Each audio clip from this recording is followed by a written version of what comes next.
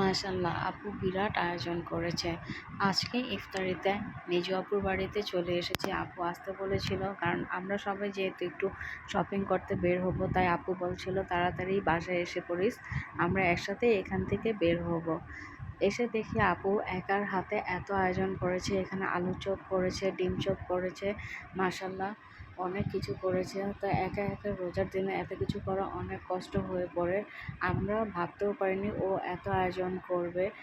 আমরা সবাই গিয়েছিলাম আপুর বাসায়। তারপর আপুর সাথে হাতে হাতে যতটুকু পেরেছি করেছি, কারণ রোজার দিনে যতটুকু সাহায্য করতে পারবো ততটুকুই সোয়াব। তারপর আপু এখানে এই তো পুঁই শাকের পাতা বড়া করছিল।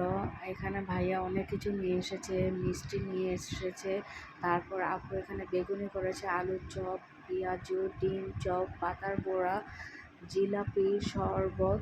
এখানে মাশাল্লাহ কত কিছু করেছে। তো আলহামদুলিল্লাহ।